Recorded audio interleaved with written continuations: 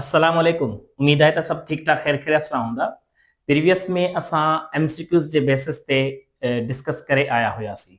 अॼु हिन वक़्तु असांजो जेको यानी कि टॉपिक आहे हिन फोर्स एंड मोशन वारे जो लास्ट टॉपिक आहे जेको असांजो आहे त रिलेटिव स्पीड खे कीअं असां कंपेयर कंदा आहियूं। रिलेटिव स्पीड या वेलासिटी चइबो आहे त रिलेटिव वेलासिटी खे कंपेयर कयो या रिलेटिव स्पीड खे।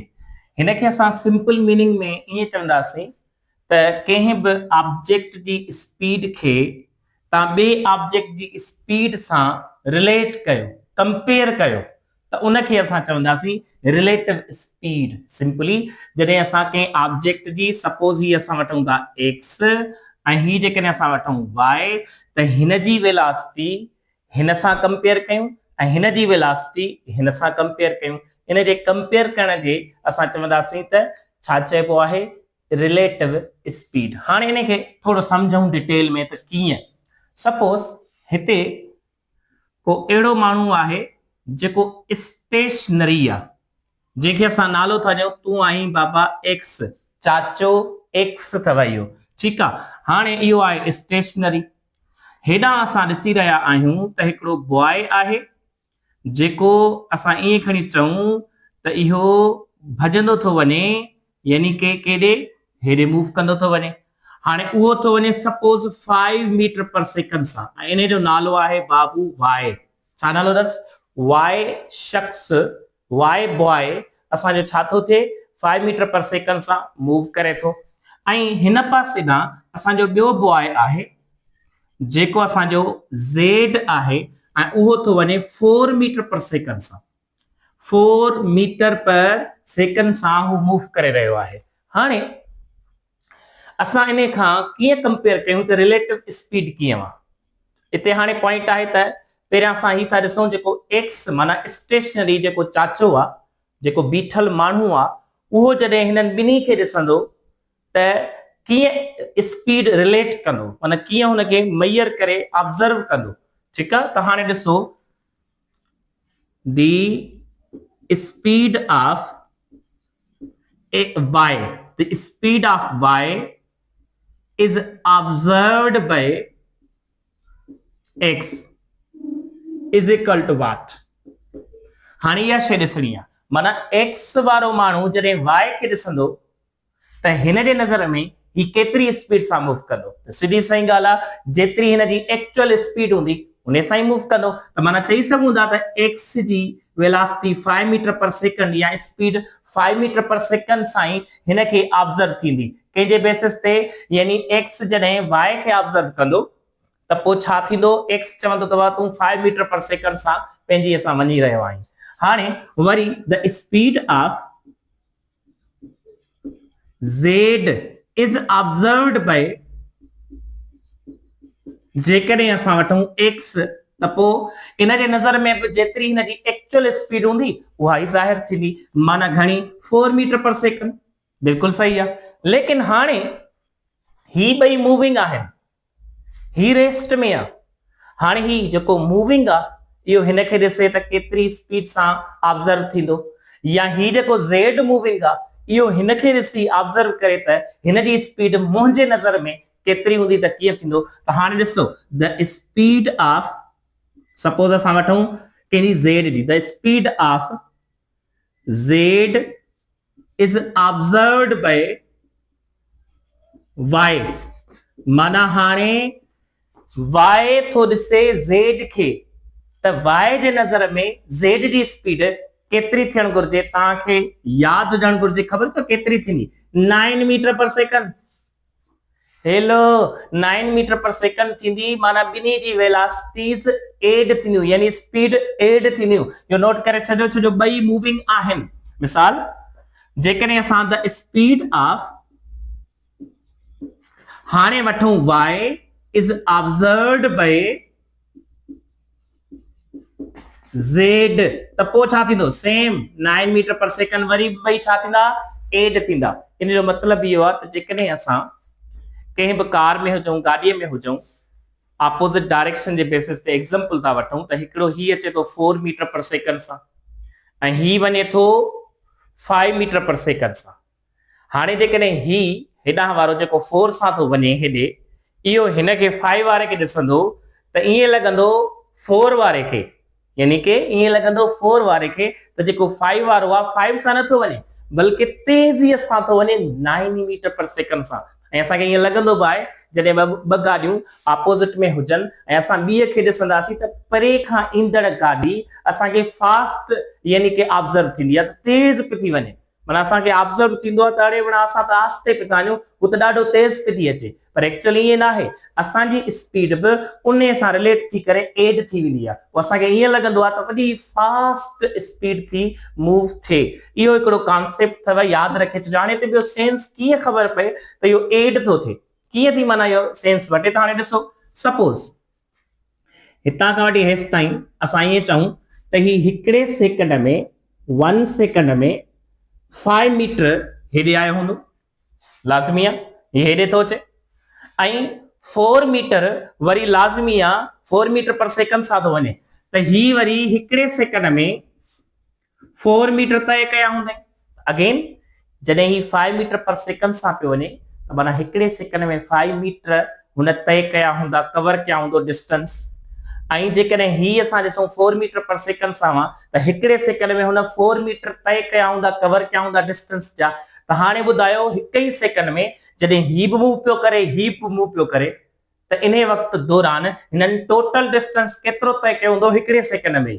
त असां चवंदासीं 9। छो 5 हिन जो मीटर ऐं 4 हिन जो, त 9 मीटर असांजा डिस्टेंस तय थियो हूंदो। त असांखे ख़बर आहे स्पीड छा हूंदो आहे, डिस्टेंस अपॉन टाइम। त पोइ हिकिड़े सेकंड में 9 मीटर तय कंदो, त इन जे करे असां हिन जी ऑब्जर्वेशन वठंदासीं स्पीड जी, त इहो कॉन्सेप्ट थींदव। यानी कि इन जे करे असां चवंदासीं त इहे एड थींदियूं आहिनि वेलोसिटीज़। हाणे हिते ॿियो सेंस वठी छॾियो, जॾहिं बि स्पीड अप्रोच हुजे यानी कि टुवर्ड्स हुजे, ठीकु आहे, ऐं टुवर्ड्स कीअं थींदो हमेशह असां वठंदासीं ऑपोजिट डायरेक्शन में हुजे। छा में हुजे? ऑपोजिट डायरेक्शन में। त पोइ जॾहिं ऑपोजिट डायरेक्शन में असां टुवर्ड्स वठंदासीं, लाज़मी अंडरस्टूड ऑपोजिट थींदो, त पोइ असांजी जेकी स्पीड आहिनि, जीअं मिसाल ॻाल्हि असां वठूं त रिलेटिव स्पीड, ठीकु आहे, ॿिन्ही जी कीअं थींदी जॾहिं टुवर्ड्स हूंदो ऑपोजिट, त y ऐं z सां था कंपेयर कयूं, त y ऐं z सां जॾहिं कंपेयर कंदासीं त speed of z plus speed of y ही ॿई छा थींदियूं? एड थींदियूं। त नोट करे छॾियो, या r या speed of y plus speed of z, ये पाण में रिलेटिव जॾहिं वठंदासीं त एड कंदासीं। नोट करे छॾियो, जॾहिं ऑपोजिट डायरेक्शन हूंदो त स्पीड पाण में एड थींदियूं। जीअं असां सम्झी वियासीं त ऑपोजिट में जेको डिस्टेंस आहे उहो एड थो थिए, माना घणो थो कवर थिए। त हिन बेसिस ते असां यानी कि स्पीड जो कॉन्सेप्ट वठंदासीं त जॾहिं ऑपोजिट डायरेक्शन में हूंदो त स्पीड एड थींदियूं, पर जेकॾहिं सेम डायरेक्शन हुजे, जेकॾहिं सेम डायरेक्शन हुजे त यादि रखे छॾियो त जेका रिलेटिव स्पीड वठबी उहा माइनस वठबी, vy माइनस vz। इन्हनि मां ॿिन्ही मां कहिड़ो तव्हां रिलेशन वठी सघो था, कंपेयर उहो तव्हां पाण कंदो त कंहिंसां था कंहिंखे कंपेयर कयो। त यादि रखे छॾियो, जॾहिं सेम डायरेक्शन हूंदो त स्पीड जो फॉर्मूलो सबट्रैक्शन में ईंदो, डिफरेंस वठबो। ऐं जेकॾहिं असांजो ऑपोजिट डायरेक्शन आहे त स्पीड खे छा कबो? एड कबो आहे। त इहे कुझु ॻाल्हियूं अथव, इहे तव्हांखे नोट थियणु। इहो आहे तव्हांजो concept about the relative speed जे बेसिस ते।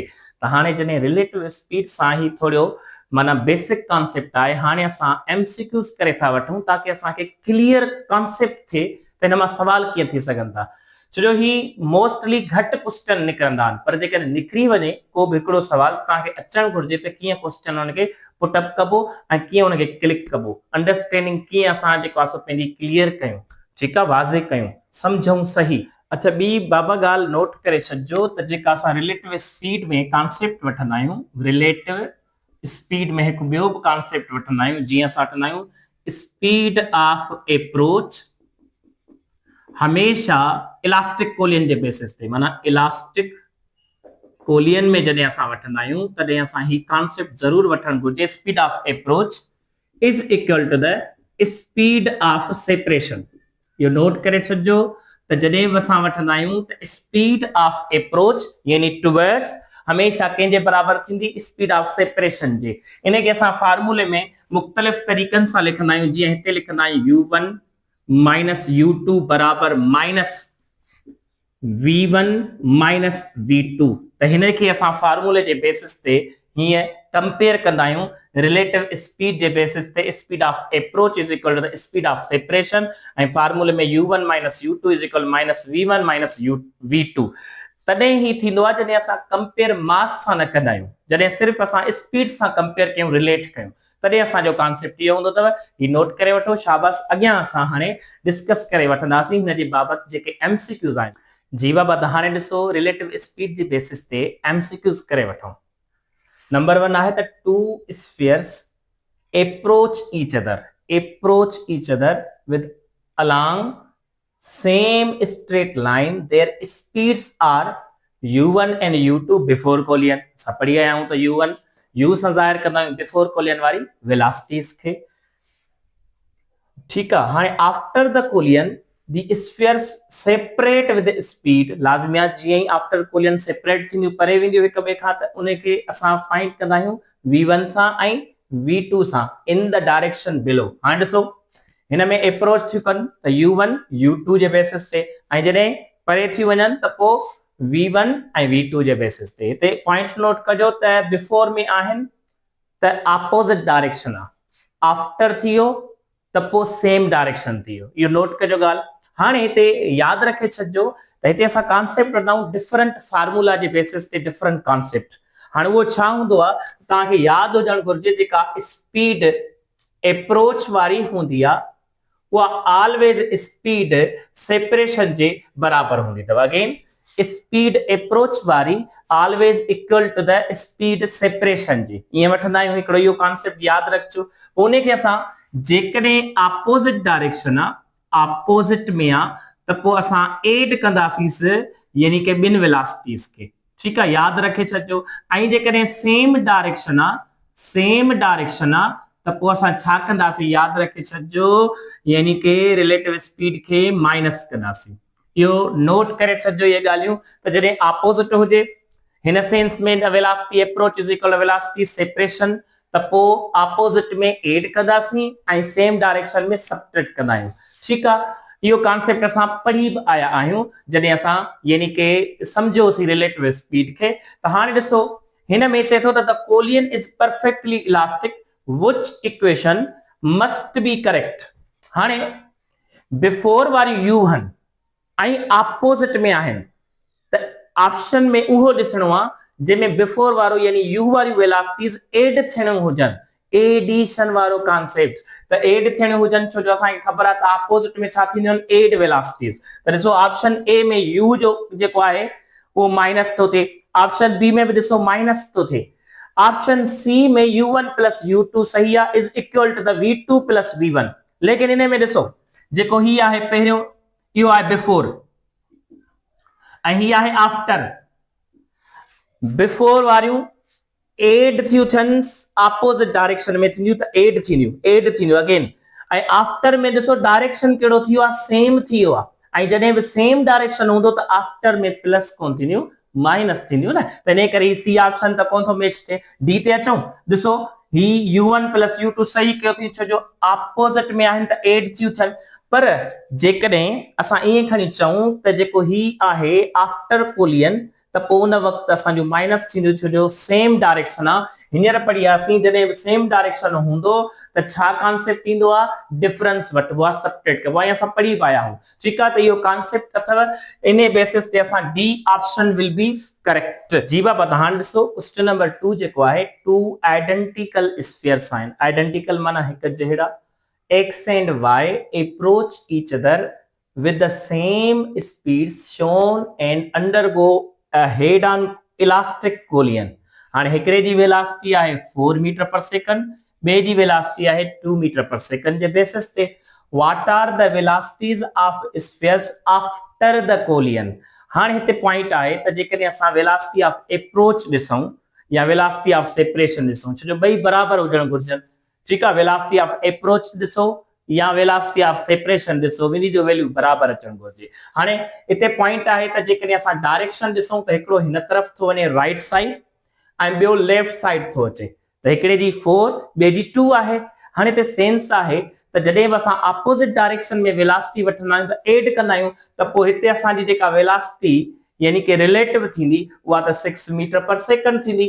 हाणे माना जवाब असांखे ऑप्शंस में 6 वारो ॻोल्हण घुरिजे, ठीकु आहे। त हाणे ॾिसो ही 0 + 2 2 थींदो, त माना पहिरियां ऑप्शन जी 2 मीटर पर सेकंड आई। ॿियो ॾिसूं, हाणे ॾिसो हिते ही आहे हिन तरफ़ राइट साइड ऐं हिन में बि ॾिसो ऑप्शन गौर सां ॾिसजो, ही ॿाहिरि राइट साइड माना ॿई सेम डायरेक्शन में ॿई छा कंदा आहिनि, सबट्रैक्ट थींदा आहिनि। त पोइ वरी बि जवाब छा ईंदो, 4 मां माइनस कयो 2 मीटर पर सेकंड। असांखे रिलेटिव वेलोसिटी छा खपे, 6 मीटर पर सेकंड, छो जो असांखे इहा ई आहे।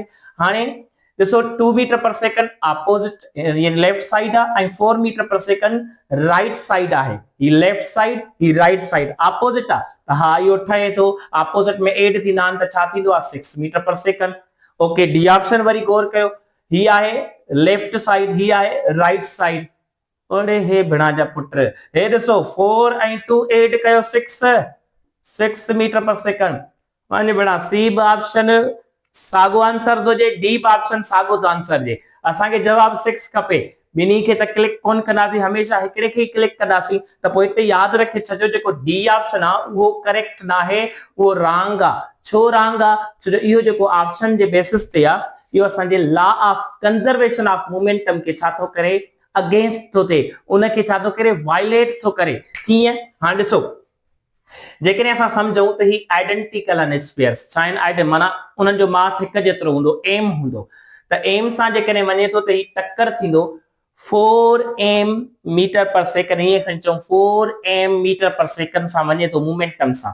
जीअं टकराईंदो वापसि त उन सां ईंदो न, छो जो मासिस सेम आहिनि त स्पीड त यानी कि साॻिए सां ई वापसि मोटंदो। जेकॾहिं असां वापसि वठूं त 4 सां हेॾे वियो 4 सां हेॾे आयो, जेकॾहिं ॿिन्ही जो टोटल वठूं त पोइ हिन जो ईंदो 8 मोमेंटम यानी कि 8m मीटर पर सेकंड, ईअं खणी चऊं। अञा वरी हिन खे ॾिसो, जेकॾहिं असां 2 था वठूं, लाज़मी आहे हिन जो बि एम आहे, त पोइ 2 सां हिन सां टकराईंदो वापसि बि 2 सां थींदो, 8 कंदासीं 4 थी वेंदो, त हिन जो थींदो 4। असां पढ़ियो आहे according to law of conservation of momentum, before collision वारो मोमेंटम ऐं आफ्टर कोलियन वारो मोमेंटम बराबर हुजणु घुरिजे। त पोइ ही बराबर त कोन था अचनि, हिकिड़े पासे 2 थो अचे ॿिए पासे 4 थो अचे, त पोइ असां छा चवंदासीं, कॉन्सेप्ट जेको आहे त इहो लॉ नथो करे। हाणे ही कीअं थो करे, हाणे हिन जे लाइ सम्झणो पवंदो। त ॾिसो बाबू, इन जे लाइ law of conservation of momentum equation use कंदो m1u1 plus m2u2 is equal to the m1v1 plus m2v2। हाणे असां छा कंदासीं, पहिरियां असां यानी कि डी ऑप्शन खे क्लिक कयूं या सी डी खे था क्लिक कयूं, जेको असां चऊं था ग़लति आहे, पोइ हिन सां कंपेयर कयूं था। हाणे बिफोर वारो वैल्यू असां सेम रखंदासीं जेको मिलियल आहे, आफ्टर असां छा कंदासीं, न ॿिन्ही जा वैल्यू हिते रखंदासीं, ॾिसंदासीं त वाकई जवाब सही थो अचे या ग़लति, यानी ॿई साइड बराबर अचणु घुरिजनि। जिथे बराबर ईंदियूं उहे सही हूंदो आंसर, जिथे बराबर न ईंदियूं उहो ग़लति हूंदो। त हाणे ॾिसो डी ऑप्शन जे बेसिस ते त ही असां वठूं था एम, हाणे कॉमन था वठूं u1 प्लस u2, हिन पासे ॾांहुं एम v1 प्लस v2, ही असां ईअं वठंदासीं। हाणे जेकॾहिं असां बिफोर वारो वठूं त हिकिड़ो मिलियल आहे वेलोसिटी वैल्यू 4 ऐं ॿियो मिलियल आहे वेलोसिटी छा, असांजो ईअं खणी चऊं त जेको आहे सो 2। हाणे हिते थोरो ज़हन में रखिजो त हिकिड़ो राइट साइड थो वञे, राइट साइड त प्लस थींदो 4 ऐं ॿियो लेफ्ट साइड थो अचे, त पोइ असां छा वठंदासीं, इहो -2 हूंदो, -2 यादि रखे छॾिजो। त हेॾां वारो राइट साइड थो वञे, हेॾां वारो लेफ्ट साइड थो वञे, त पोइ ही 4 प्लस वठंदासीं ऐं माइनस वठंदासीं 2, त पोइ हेॾां ॾिसो वरी एम। हाणे असां हिते कंपेयर कंदासीं आफ्टर जे बेसिस ते, छो जो ही ऑप्शन आफ्टर वारा आहिनि, त डी वारो ॾिसो कहिड़े तरफ़ थो वञे, डी में जेको 4 जो वैल्यू आहे उहो लेफ्ट साइड थो वञे ऐं लेफ्ट साइड वारो असां माइनस वठंदा आहियूं। हाणे फार्मूले जे मुताबिक प्लस, ठीकु आहे। हाणे ही ॾिसो जेको डी ऑप्शन में ही आहे 2 वैल्यू, त उहो राइट साइड थो वञे, राइट साइड वारो असां छा वठंदा आहियूं 2 जे। हाणे ॾिसो 4 मां माइनस कयूं 2 त जवाब 2 ईंदो। माइनस जे 4 मां प्लस यानी माइनस कंदासीं त माइनस जो 2 ईंदो। हाणे ॿुधायो छा 2 बराबर हूंदो आहे माइनस 2 जे? न, 2 बराबर 2 जे ही हूंदो आहे न, माइनस 2 जे बराबर छो थींदो? त इन सेंस खे वठंदासीं त ही ओबे नथो करे law of conservation of momentum खे। छो नथो करे? छो जो बिफोर कोलियन ऐं आफ्टर कोलियन वैल्यू छा हुजण घुर्जन? इक्वल, बराबर, सेम। ठीक आहे। हाणे असां इन खे कंपेयर था करे वठूं। ॾिसो कीअं, थोड़ो नोट कजो, इते ही कॉन्सेप्ट था वठूं सी ऑप्शन जे बुनियाद ते। त सी ऑप्शन जे बुनियाद ते तव्हां वैल्यू पुट कयो ऐं जवाब कढो। ओ हिन इक्वेशन में m u1 plus u2 is equal to m v1 plus v2। हाणे ॾिसो कीअं, m कॉमन जे बेसिस ते वठो, u1 हाणे ॾिसो बिफोर वारो सेम रखंदासीं, u1 राइट साइड तो वञे त 4 प्लस ऐं u2 ॾिसो लेफ्ट साइड तो वञे त पोइ माइनस जो 2 रखोसि। हाणे अचो ऑप्शन जे बुनियाद ते, छो जो असां ऑप्शन हेॾे वरितासीं आफ्टर वारा। हाणे ॾिसो 2 वारो वैल्यू लेफ्ट साइड तो वञे त रखंदासीं -2। ठीक आहे। ऐं जेकॾहिं असां ही ऑप्शन ॾिसूं त ही जेको 4 जो वैल्यू आहे इहो राइट साइड तो वञे, राइट साइड, त पोइ इहो रखंदासीं प्लस जो 4। हाणे ॾिसो 4 मां माइनस कयूं 2 त जवाब प्लस जो 2 ईंदो। हेॾा माइनस जो 2, हेॾा प्लस जो 4, एग्जैक्टली वरी जवाब एग्जैक्टली छा ईंदो? प्लस जो 2। त पोइ ॾिसो कहिड़ो option law of conservation of momentum खे ओबे थो करे ऐं कहिड़ो ऑप्शन ओबे नथो करे। जेको न कंदो उहो असांजो छा कंदो? उहो वायलेट थो थिए, उहो सही न हूंदो। त इन कॉन्सेप्ट खे रखंदासीं नज़र में त सी ऑप्शन असांजो छा थी वेंदो? करेक्ट थी वेंदो। ठीक आहे। हाणे ॾिसो number 3, an object of mass m with speed v has a यानी कि head on collision with an other object of masses m traveling with the speed v in opposite direction. The two objects step together after the collision. What are their या what is the total kinetic energy of the collision या in the collision? हाणे ॾिसो kinetic energy असांखे ख़बर आहे त बराबर छाजे हूंदी आहे? 1/2 mv²। हाणे टोटल खपे, टोटल जे लाइ असांखे ख़बर आहे त ॾिसो बिफोर त ईंदा हूंदा मोशन में हूंदा, जीअं ई टकराईंदा स्टिक थी विया, वेलोसिटी 0 थी वई, वेलोसिटी 0 थी वई त फाइनल काइनेटिक एनर्जी 0 हूंदी। पोइ सिर्फ इनिशियल जो वैल्यू वठणो आहे। त पोइ इनिशियल जो वैल्यू छा हूंदो? टोटल वठणी आहे ॿिनि बॉडीज़ जे बेसिस ते, 2 बॉडीज़ आहिनि त पोइ काइनेटिक एनर्जी टोटल वठंदासीं 1/2 mv² प्लस 1/2 mv²। ॿिन्ही जो एड कंदासीं, छो जो ॿ बॉडीज़ आहिनि त पोइ ॿिन्ही जो एड कंदासीं। ही हाफ वैल्यू आहे, ही बि हाफ वैल्यू आहे, त जवाब अची वेंदो mv²।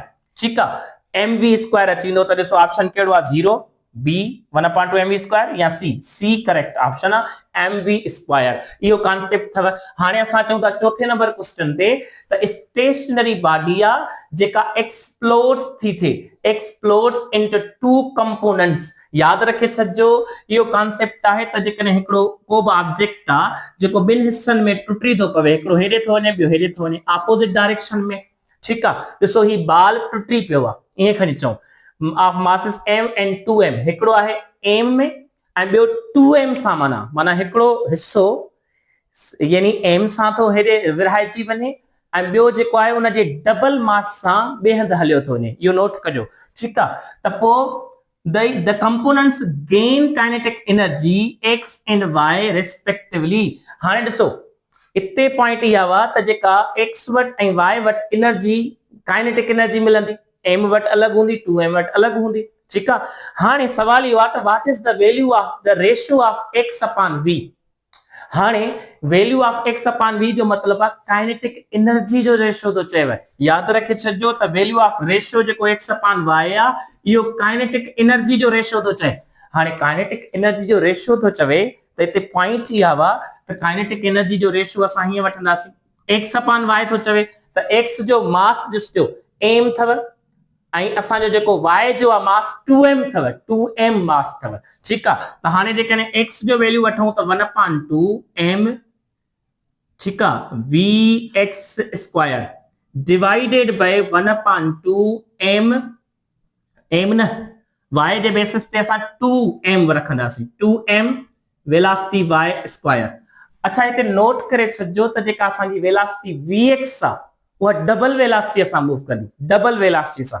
ठीक है, तो vx here is 2vy वठंदासीं, vx के बराबर 2vy जे। त पोइ हाणे ॾिसो वैल्यू पुट कयो 1/2 m सेम, vx जो वैल्यू पुट कयो 2vy, 2vy जो square divided by 1/2 m same, ऐं हिते सां वठंदासीं 2m, छो जो लाज़मी आहे m जेको वठंदासीं 2m करे वठंदासीं, छो जो असांजो y वारो मास आहे 2m, हिते रखंदासीं असां vy स्क्वायर। हाणे हिते ॾिसो पाण नोट कयो 1/2 कैंसिल, m में कैंसिल।